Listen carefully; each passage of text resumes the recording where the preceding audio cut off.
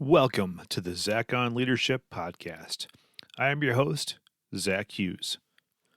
Today's episode is entitled Misery Loves Company, Empathy in Incident Management.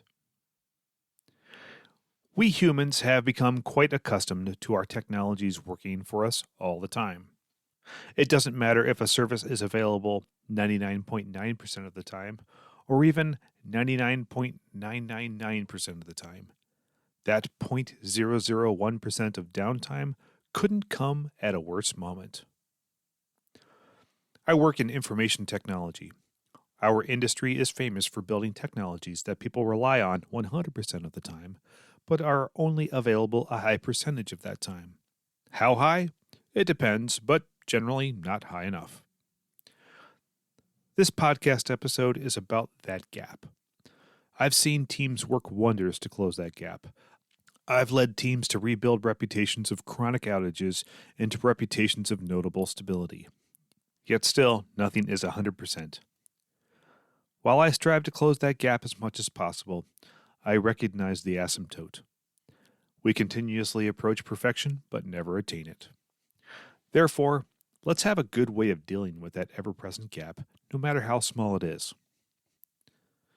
At this point, I could launch into a discussion about the best practices of incident management, but I've done that before in a blog post.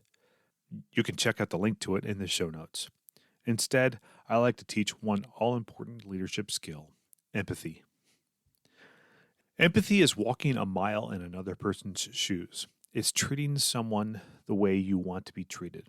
It's about listening to understand, then demonstrating that understanding. What does that have to do with broken technology? Everything. Experience is a blessing and a curse.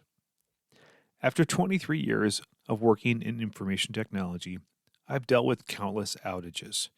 Some of them were real doozies. Because of my tenure, I can remain calm in the storm. That's a good thing for leading tech teams doing the restoration, but it's a lousy thing for conveying empathy to my customers. For my customers, this may be the worst possible outage at the worst possible time with catastrophic consequences. For me, it's just another Tuesday afternoon. That doesn't mean I'm not working hard to deal with it, but it does mean that I'm not nearly as emotionally impacted as my customer is.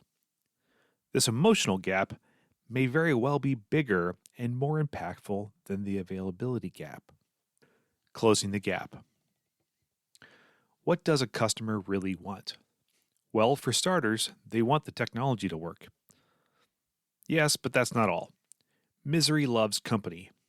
Your customer is miserable, and they want you to share in that misery. Not because they are spiteful, but because sharing pain makes it easier to bear. They want to have the feeling that we're in this together, and we're all over it, instead of, "What have you done to me, you insensitive clod?" If you close the emotional gap, your customer will give you the chance to close the availability gap. This is what is required. Number 1, information technology leaders need to design highly available systems. Number 2, we also need to be calm and responsive when our systems inevitably fail at the worst possible time. Number 3, finally, we need to be emotionally intelligent with our customers to feel their pain and express a shared understanding. This may seem like a tall order. Most people pursue careers in information technology because they are better at dealing with technology than dealing with people. But alas, those technologies all have human customers. It's the leader's job to make sure they are well taken care of too. That's all for this week's episode of the Zach on Leadership Podcast. Thanks for listening.